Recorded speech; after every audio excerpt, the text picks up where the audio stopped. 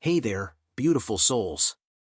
Welcome in my family, where the wildest stories come to life and every twist keeps you hooked. If you're ready for jaw-dropping drama, heartwarming moments, and a little laughter along the way, you're in the right place. Grab a snack, get comfy, and let's dive into today's story, because this one is too good to miss. She introduced me as her driver at a party I helped pay for. Said it loud enough for everyone nearby to hear. When I pulled her aside, confused, she rolled her eyes and said, "You should be grateful I even let you in." I didn't argue. Didn't raise my voice. I just grabbed my jacket and left. 2 weeks later, her parents showed up at my door. Funny how you can spend years with someone and still not really know them. Or maybe, the red flags were always there. And I just chose not to see them. Either way, what happened last month changed everything. Here's the deal, I'm 32M, and I'd been dating Susan, 29F, for 2 years. We met at a bar during trivia night through mutual friends. She was stunning, confident, the kind of person everyone just naturally gravitated toward. I fell hard. Susan works in IT at a downtown tech company. Entry-level support. The pay's not great, but she talks like she's running the place. I'm a general contractor, run my own small business. Nothing flashy, but I built it from the ground up. It covers the bills and then some, and I'm proud of that. In the beginning, everything felt perfect. We'd spend weekends exploring new neighborhoods, trying out restaurants, seeing indie movies at her favorite little theater. But now that I look back, there were always subtle warning signs. Snide remarks about my clothes. Jokes about my truck. And in 2 whole years, she never once introduced me to a single one of her work friends. I ignored it all, because I was in love. Then, about a month ago, she told me her company was hosting a big client appreciation event at a fancy downtown hotel. She was part of the team organizing it and was totally stressed about it being flawless. Jessica from IT is bringing her boyfriend, she mentioned one night while scrolling on her phone. He's a lawyer or something. "Oh, can I come?" I asked, casually. "I could be your moral support if you want." She hesitated, just for a moment. But I caught it. "I guess you could. It's just going to be a lot of corporate people talking about work stuff." I offered to help with some costs since she'd been stressed about money. Her rent had gone up, and she'd been dropping hints about needing to move. So I paid for her dress, $450. A gift basket for her boss, $200. And other random party expenses. Not a huge amount, but definitely not pocket change. The night of the party came. I cleaned up nice, wore my best suit, the one I saved for meeting important clients. Got a fresh haircut. Looked sharp. But when I picked her up in my truck, she barely even noticed. Just asked if I remembered the gift basket. At the hotel, I could feel her getting tense. As we walked into the lobby, she started pulling ahead of me like she didn't want to be seen with me. "Maybe you should wait in the bar," she said suddenly. "I need to check on a few things." "I'll just come with you," I replied. "I can help carry something." She looked annoyed, but didn't argue. The ballroom looked incredible. Open bar, elegant appetizers, ambient lighting. She spotted her coworkers and walked straight over, me following behind. "Susan. Everything looks amazing," said a woman in a black dress. "Who's this?" There was this awkward pause, just long enough to sting. I reached out to shake her hand, but Susan cut me off. "Oh, this is Alex. My driver for the evening." Her words just hung there. The woman looked me up and down, clearly confused, probably because I didn't look like a driver. "Your driver?" she asked, raising an eyebrow. Susan laughed. Too loud. "Yeah, he was nice enough to drop me off. But he's actually heading out now." Then she turned to me. "Right, Alex?" It felt like a gut punch. 2 years together, after she called me her driver, I gently took her by the elbow and led her a few steps away from the crowd. "What the hell was that about?" I asked, keeping my voice calm. She rolled her eyes, glancing over her shoulder to make sure no one was watching. Look, these people are important. My career's on the line here. You really should just wait in the car or something. I helped pay for this party, I reminded her. I bought your dress. That's when she looked right at me, with this cold, almost disgusted expression, and said, you should be grateful I even let you in. In that moment, everything clicked. All the little red flags. All the comments and jabs I brushed off. They weren't quirks. They weren't bad days. This was who she really was. I didn't yell. I didn't argue. I just nodded and said, you're right. Then I walked out. Got my jacket from Coat Check and drove home in silence. By the time I got back to my place, I had a dozen missed calls and texts from her. Where are you? Are you seriously leaving me stranded? Don't be so dramatic. You're embarrassing me. I didn't respond. Just turned off my phone, cracked open a beer, and sat there feeling strangely calm. Like I'd finally woken up from a long, exhausting dream. The next morning, she showed up at my place. Her eyes were red like she'd been crying, but her makeup? Perfect. Always camera ready. That was Susan. What happened last night? She demanded. You just left me there. I had to get an Uber home. I leaned against the doorway, not letting her in. You called me your driver, I said. It was a joke, she snapped. God, you're so sensitive. Those people matter for my career. I didn't want them thinking I was, dating a contractor. I finished for her. She actually looked a little guilty. That's not what I meant. It's just complicated. Office politics and all that. Then came the waterworks. She was always good at that, turning on the tears like a switch. She said she was sorry. Said she was stressed. She promised to make it up to me. Even suggested we go on a weekend getaway, just the two of us. I love you, she whispered, touching my face. You know that, right? Last night was a mistake. I was being stupid. I let her believe I bought it. Invited her in. Made her coffee. Sat through her apologies and half-baked explanations. She left not long after, looking like she thought everything was fine again. And for a few days, it kind of was, on the surface. She was extra affectionate. Sending heart emojis. Talking about our future. Then about a week after the party, she called me, sounding excited. Babe, guess what? My birthday's in a couple of weeks, and I'm thinking of doing a dinner with some coworkers at that new place, Antelli's. That sounds nice, I said, keeping my tone neutral. Yeah, but I'm a little short on cash this month, after everything with the party and all. You want me to help pay for it? I asked, already knowing the answer. Would you? It'd mean a lot. Just some of my work friends, A chance to network. I noticed she didn't invite me. How much are we talking? About $1,200 for the private dining room. They just need a card on file. I can put my card down for you, I said. Just let me know when. You're the best, she squealed. I'll swing by tomorrow to grab it. The next day, she came by, and I handed her a credit card. She smiled, didn't even notice it wasn't my usual one. So what time should I be there? I asked casually. Her smile wavered. Just a bit. Oh, it's just work people. Boring office talk. You wouldn't have fun. Got it, I said, nodding like it didn't bother me.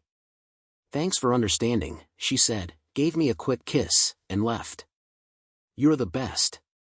On the day of her dinner, I called the credit card company and reported the card as lost. They canceled it on the spot, they issued me a new credit card, and I got dressed in my sharpest suit, even nicer than the one I wore to her work event. Then I headed to Antonelli's.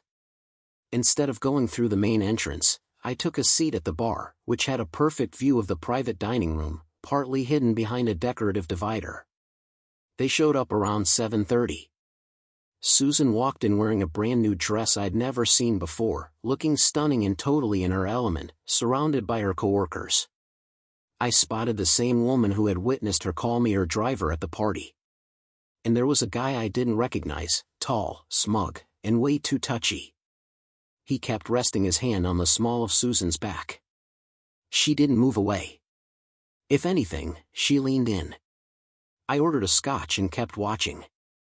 They were laughing, posing for selfies, clinking glasses in celebration. Susan was glowing, confident, charming, the life of the party. Nothing like the woman I knew who constantly complained about work and money. At 9:45, right on cue, the server brought the check to their table. I watched as Susan handed over my credit card with a confident smile, brushing off her coworkers when they offered to help cover the bill. "It's my birthday. Please, this one's on me," I imagined her saying. The server walked away with the card. A few minutes passed. Then he returned, leaned in, and whispered something to Susan. I watched her face morph from relaxed to confused, then panicked. She quickly pulled out her phone, probably checking her bank app, and started typing like crazy. My phone buzzed.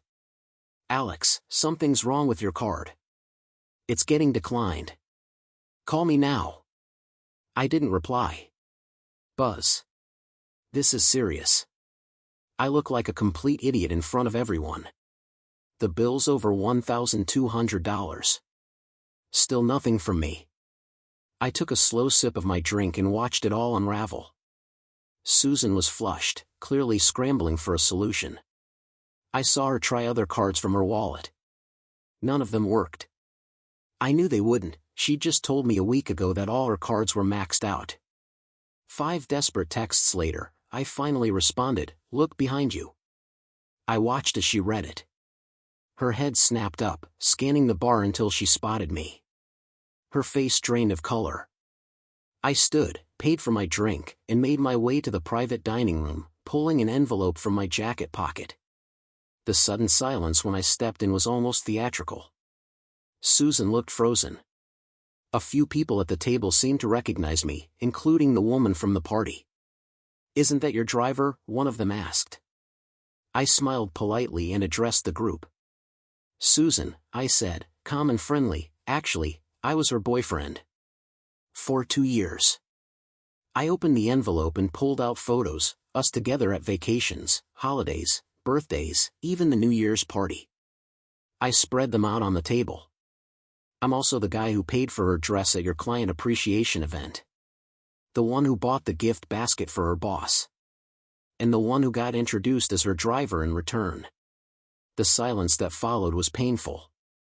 The guy who'd been touching her back suddenly shifted away.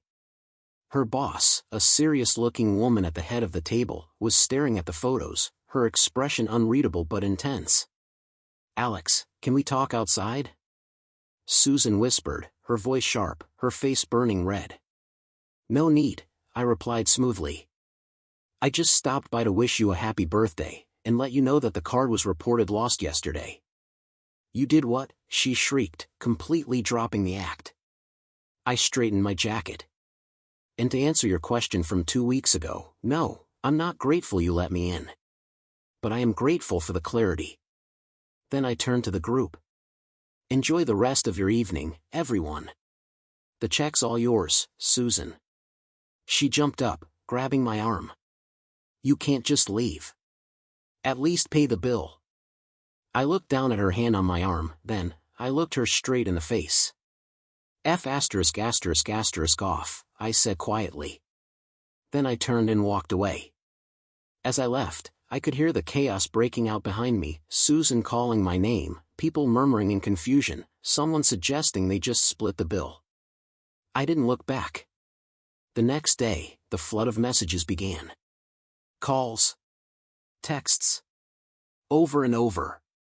Susan swung between begging me to forgive her and threatening to ruin my reputation. I blocked her number. She showed up at my house twice. I didn't open the door. She left long, tearful voicemails from different friends' phones. I deleted them all without listening. About a week later, I got a message on LinkedIn from one of her coworkers. Turns out her boss had reported the situation to HR after the restaurant incident. There had been a full investigation. They found out Susan had been lying about her job, taking credit for projects she wasn't even a part of. And that guy she was all over at the dinner? He was a senior developer at her company. They'd been seeing each other secretly. He completely ghosted her after that night. 2 weeks after the whole birthday dinner meltdown, there was a knock at my door. When I opened it, I was surprised to find an older couple standing there, looking incredibly uncomfortable. The resemblance was obvious. It was Susan's parents. "Mr. and Mrs. Davis," I said, genuinely caught off guard. I'd only met them once, briefly, when they passed through town. "Alex," her dad said, his expression heavy, "may we come in?" I stepped aside and let them in, curious what brought them to my door. We sat in the living room, awkward silence hanging in the air. "We wanted to apologize," her mom said finally, "for Susan's behavior. For everything." Her dad gave a stiff nod. "She's had a rough time since that night. Lost her job. Had to move back in with us." "I'm sorry to hear that," I said. And weirdly, I meant it, at least a little. As much damage as she'd done, I never wanted her to crash and burn. I just wanted her gone. "No," her mom said, more firmly now. "Don't feel sorry. She did this to herself." "We've always known Susan could be materialistic," her dad added. "We probably fed into it. Spoiled her when she was younger." He looked away, clearly ashamed. "We told her to find someone successful. To use her looks while she had them. But we never expected her to go this far." That explained a lot. I remembered when her dad once joked that she'd bagged a big fish after learning I owned my own business. "She told us what happened," he continued. "Not right away, of course. At first, she made it sound like you embarrassed her. But the truth came out." Her mom reached into her purse and pulled out an envelope. "She's too ashamed to come herself," she said. "But we wanted you to have this." Inside was a check for $925, along with a handwritten note. For the dress, the gift basket, and everything else. "I'm sorry." I stared at it. It wasn't about the money. It never had been. "We made her take some responsibility," her dad said. "Told her to sell off some of her designer things to pay you back. It's not everything. But it's a start." "Thank you," I said, sliding the check back into the envelope. "I appreciate you coming." Apparently, Susan had deleted all her social media and gone offline to focus on herself. As for me, business is going well. I've started dating again, cautiously. Last week, I had coffee with a woman who's a kindergarten teacher. When I told her I was a contractor, she didn't flinch or brush it off. She asked thoughtful questions, actually seemed interested in my answers. Sometimes I think about that night in the hotel ballroom, when Susan called me her driver. It hurt. No doubt. But now, I'm thankful for that moment. Some people show you who they are in big dramatic scenes. Others show it in tiny, offhand remarks, casual cruelty. Either way, when someone shows you who they really are, believe them the first time. I just wish I believed it sooner. And for those wondering about the credit card, no, it wouldn't have been considered fraud. The card was legitimately given to her. The card was never reported stolen, just lost. That's all I told the bank. In cases like that, they just cancel it and send you a new one. And yeah, I'll admit it, leaving her stuck with the full dinner bill? That was a penny move. But after 2 years of being treated like her personal chauffeur with a wallet, I figured I was owed at least a little pettiness. That's all for today's story. Let me know what you think in the comments.